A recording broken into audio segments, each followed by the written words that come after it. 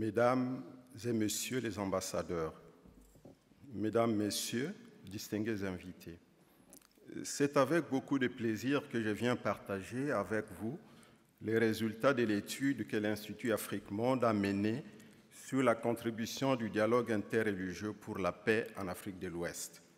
Je remercie de tout cœur les organisateurs de ces colloques pour m'avoir invité. Mesdames et Messieurs, le dialogue interreligieux n'est pas un phénomène nouveau en Afrique de l'Ouest. Les populations de cette région africaine ont toujours vécu en harmonie, sans discrimination ethnique, raciale et religieuse. Pour de nombreux observateurs, les discriminations et conflits religieux sont un phénomène nouveau en Afrique de l'Ouest. Elles seraient liées à des crises sociopolitiques. La Côte d'Ivoire et le Sénégal, qui sont au cœur de notre communication, ont connu ces crises sociopolitiques. Les conflits de Casamance, le plus ancien d'Afrique, et les crises de 2002-2003 et de 2010 en Côte d'Ivoire sont encore dans des esprits. Ils ont causé de nombreuses pertes de vies humaines ainsi que la destruction d'infrastructures et de biens.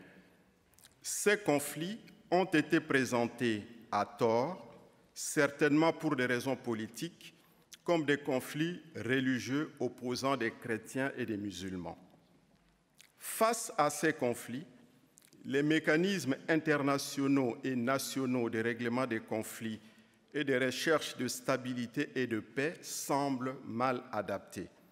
En effet, ces mécanismes consistent généralement à résoudre les problèmes par la contrainte du droit ou encore par des accords de paix dont l'objectif est plutôt de réconcilier des classes politiques ennemies au détriment des principales et véritables victimes. De nombreux chercheurs en sciences sociales pensent que le règlement des conflits communautaires suppose la restauration d'un lien social brisé ou encore la création d'un nouveau. Le droit et la force, n'étant pas en soi restaurateurs ou créateurs de liens sociaux, des mécanismes régulateurs plus profonds sont certainement à chercher du côté des populations et de leur capacité à reconstituer elles-mêmes le tissu social déchiré par les conflits. Le dialogue interculturel ou interreligieux, entendu comme rencontre de l'autre dans le respect mutuel, semble être un de ces mécanismes régulateurs. Si le dialogue interreligieux n'est pas nouveau en Afrique de l'Ouest, comme je l'ai dit tout à l'heure, ce qui est nouveau, c'est l'émergence et la multiplication des initiatives visant à renforcer les capacités des populations à dialoguer et donc à prévenir les conflits, dans un contexte de paix retrouvée, de relative stabilité politique et économique, mais aussi des menaces extrémistes islamistes. J'ai eu l'opportunité d'observer et d'étudier certaines de ces initiatives à l'occasion d'une enquête de terrain que j'ai réalisée à Abidjan il y a quelques mois, et aussi pendant que j'étais professeur à l'Université catholique de l'Afrique de l'Ouest au Sénégal. Je vais donc brièvement, compte tenu du temps qui m'est imparti, vous présenter ces différentes initiatives. Je commencerai par la Côte d'Ivoire et terminerai avec le Sénégal. En Côte d'Ivoire, 4 initiatives ont retenu mon attention. D'abord, le Forum de confession religieuse, ensuite, les initiatives de la communauté Saint-Égidio et celles de la paroisse Saint-Philippe d'Abobo, et enfin, les initiatives du Centre de recherche et d'action pour la paix, le CERAP, qui est une université jésuite. Voyons donc de près de quoi il s'agit. D'abord, le Forum des confessions religieuses. Le Forum a été créé en 1995 par un groupe de chercheurs le GERDES Côte d'Ivoire, donc le Centre, groupe d'études et de recherche sur la démocratie et le développement économique et social. Donc, ce groupe était soutenu par des organisations musulmanes, chrétiennes et animistes. Il regroupe aujourd'hui 25 confessions religieuses, parmi lesquelles l'Église catholique romaine, l'islam, les églises protestantes et évangéliques, le bouddhisme et les églises africaines indépendantes. Dès les débuts des crises sociopolitiques de 2002-2003, de nombreux chefs religieux ont décidé de travailler ensemble pour promouvoir la paix.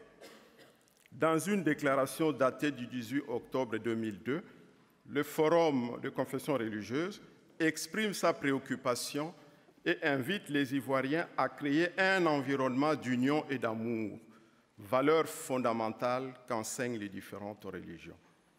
Les messages délivrés par le Forum ont été répercutés par les différents leaders religieux dans leur communauté à l'intention de leurs membres. De l'avis de toutes les personnes que j'ai interrogées à Abidjan, c'est grâce au Forum des confessions religieuses que la crise politique n'a pas dégénéré en conflit religieux. Des membres du Forum ont permis aux Ivoiriens de comprendre que les conflits qui secouaient le pays n'étaient pas religieux mais politiques. L'impact de leur message de paix entre les communautés était direct. Ils ont ainsi évité le basculement du pays dans un cycle de violence plus important que ce qu'il a connu. Aujourd'hui, le Forum des confessions religieuses continue son travail, mais les rapports ambigus entre certains leaders religieux et les pouvoirs politiques, ou encore leur désir de contrôler le Forum et de l'utiliser pour l'accès aux ressources, décrédibilisent un peu cette institution aujourd'hui. La deuxième initiative qui a retenu notre attention, c'est celle de la communauté Sant'Egidio. La communauté Sant'Egidio, mondialement connue, a participé activement à la recherche de la paix en Côte d'Ivoire pendant les conflits. Depuis que la paix est revenue, la communauté travaille au quotidien pour le renforcement de la cohésion sociale. Elle cherche à favoriser la cohabitation pacifique des populations dans les bidonvilles d'Abidjan. Elle ne travaille pas seulement avec des groupes religieux, mais avec les populations les plus démunies. La communauté Sant'Egidio ne se présente pas dans les quartiers défavorisés comme une association chrétienne. À travers ces écoles de la paix, la communauté met un accent particulier sur le travail avec les jeunes. Ces derniers ont fait du travail sur les réseaux sociaux une priorité. En partageant des vidéos avec d'autres jeunes, ils essayent d'aller à contre-courant des idées négatives. Malgré sa position de neutralité, la communauté Sant'Egidio est souvent victime d'incompréhension, voire d'attaques. Mais il arrive aussi que les populations apprécient son action et facilitent son travail.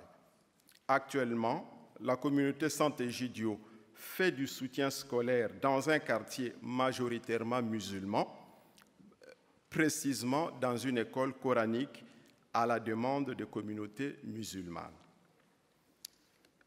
La troisième initiative qui a retenu mon attention, c'est la campagne de réconciliation à Abobo-Sagbé. Après les crises de 2010, donc après les crises post-électorales, qui ont marqué durement les populations de la commune d'Abobo, une campagne de réconciliation a été organisée sous l'égide de la paroisse Saint-Philippe du 27 novembre 2011 au 8 janvier 2012, en collaboration avec des autorités légales et coutumières. Cette campagne a permis aux participants de parler librement de ce qu'ils ont vécu et d'exprimer leurs ressentiments, leurs angoisses et leurs rancœurs. Le but était d'aider les victimes à guérir des blessures intérieures, à pardonner et donc à renoncer à l'esprit de vengeance. Le moment d'écoute a été suivi par des actes spirituels de confession et de guérison et par des actes traditionnels de réconciliation. Enfin, la dernière initiative que j'aimerais partager avec vous est du Centre de recherche et d'action pour la paix, le CERAP, qui est donc une université jésuite. Donc, ce centre a pris l'initiative des travaux d'intérêt communautaire. En effet, après la crise post-électorale, le service des projets du Centre de recherche et d'action pour la paix a initié des activités de rétablissement de la cohésion sociale par le dialogue intercommunautaire dans 3 localités de la Côte d'Ivoire.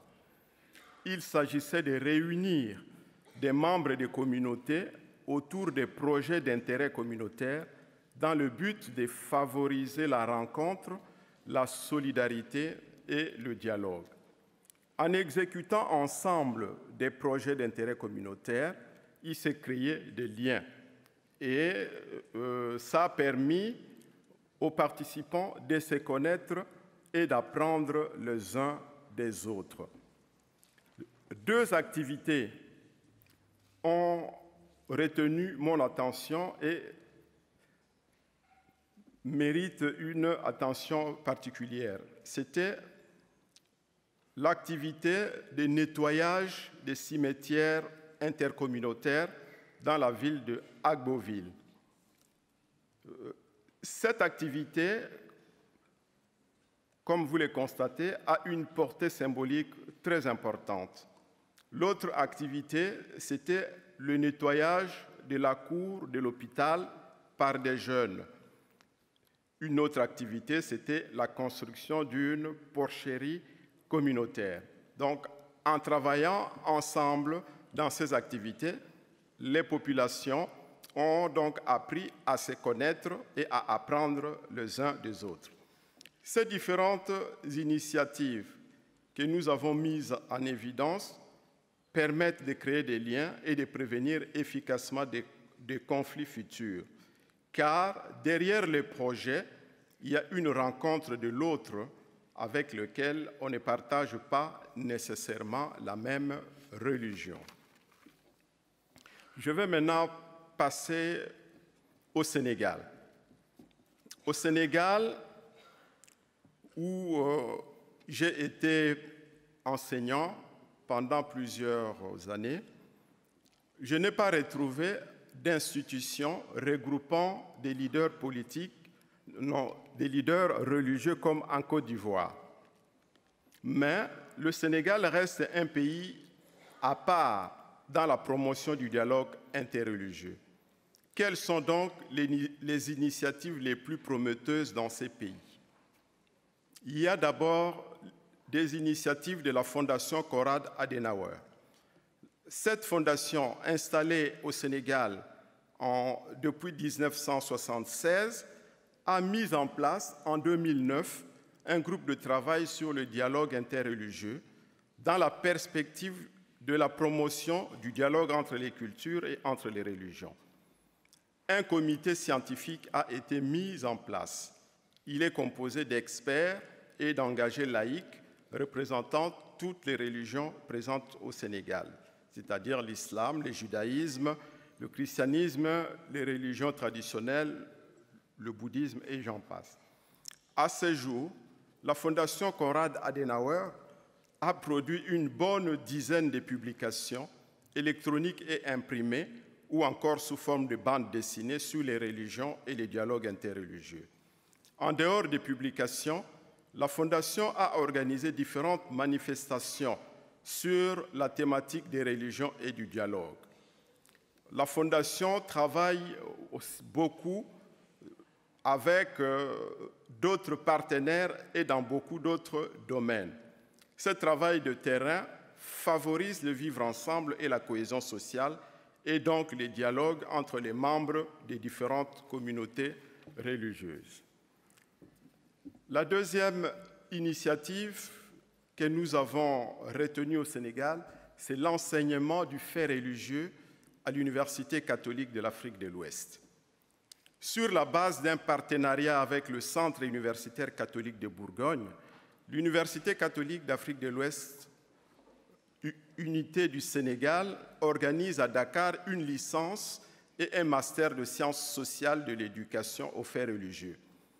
En disséminant les acquis de leur formation dans leurs institutions d'appartenance, les diplômés de l'Université catholique contribuent de façon décisive à l'enrichissement du dialogue interreligieux au Sénégal.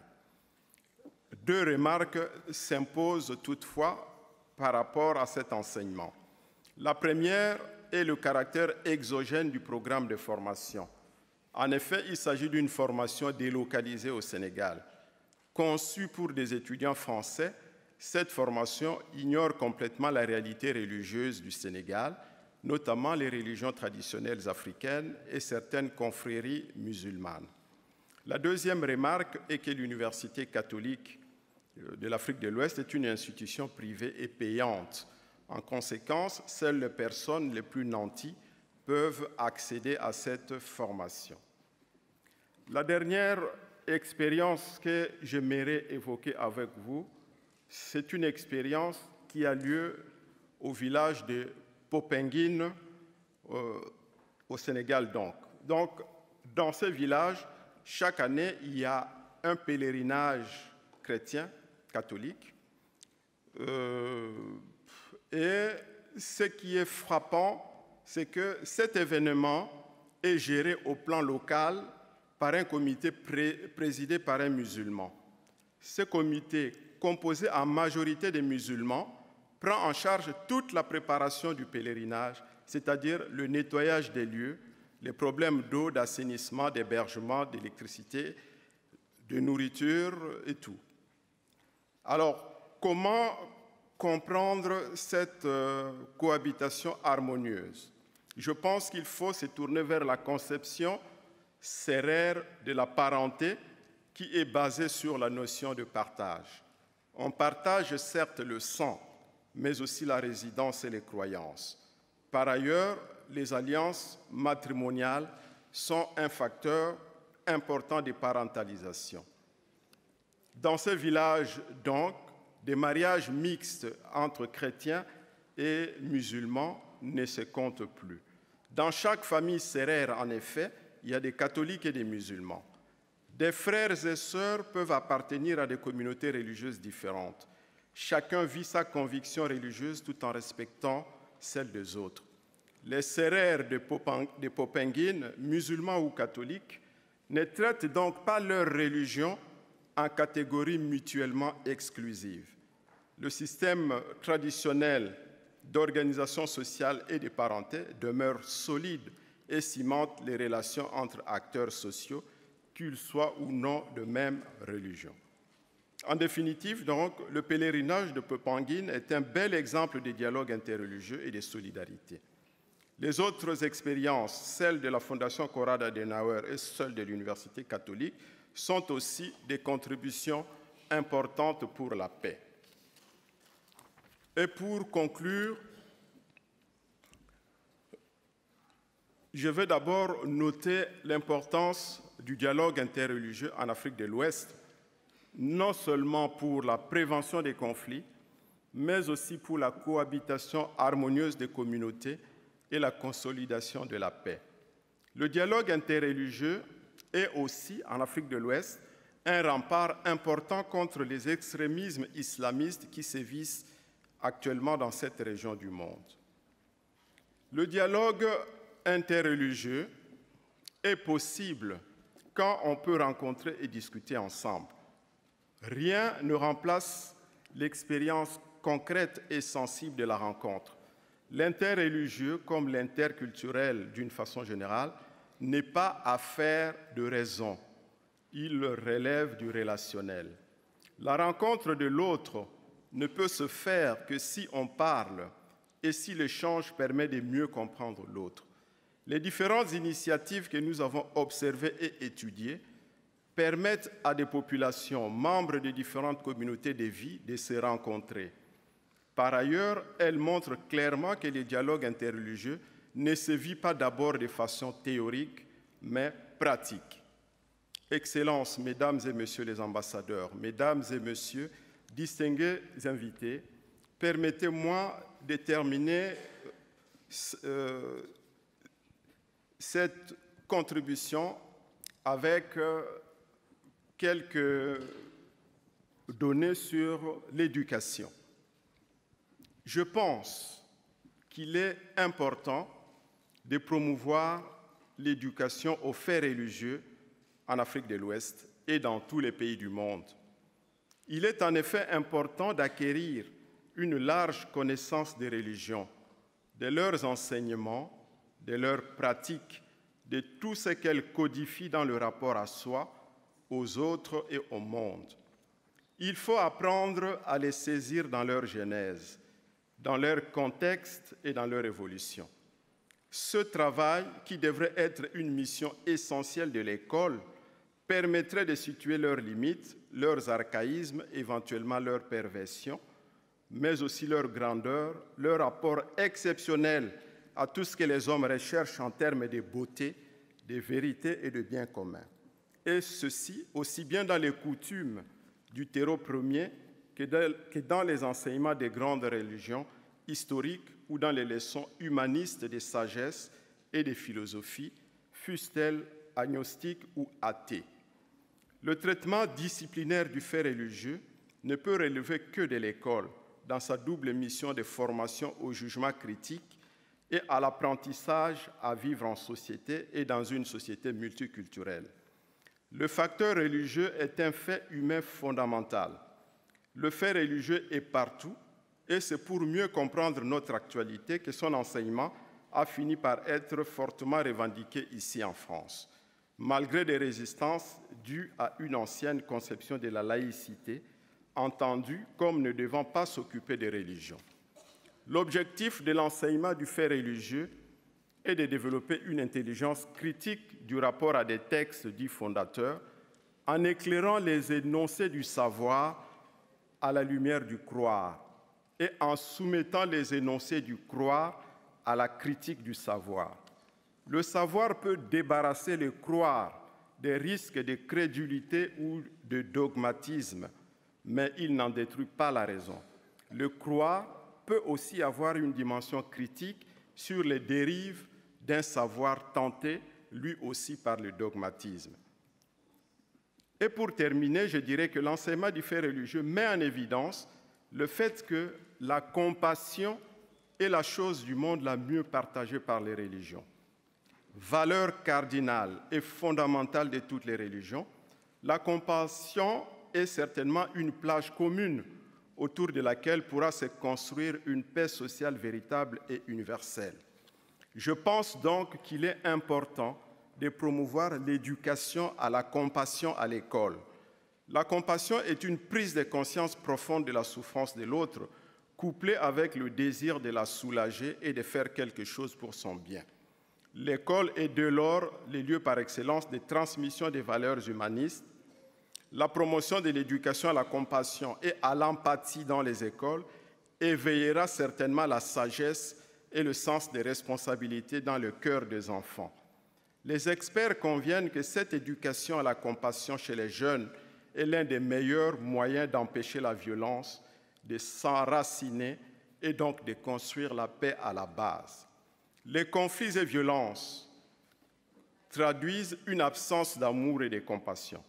L'enseignement de la compassion à l'école aura comme conséquence la sensibilisation des adultes et des parents à la souffrance des autres, ce qui est loin d'être le cas à l'heure actuelle, notamment en Afrique et aussi dans le monde. Une étude menée à l'université de Harvard sur plus de 10 000 jeunes Américains a publié en 2014 a révélé que 80% des enfants affirmaient que leurs parents s'intéressaient moins aux autres qu'à leur réussite et à leur propre bonheur. Je ne doute pas que le dialogue et l'éducation interculturelle et interreligieuse pour lesquels l'UNESCO se bat depuis sa création permettra de créer pour les générations futures en Afrique de l'Ouest, en Afrique et dans le monde entier une nouvelle culture fondée sur l'amour, la compassion, la tolérance et la paix. Je vous remercie pour votre attention.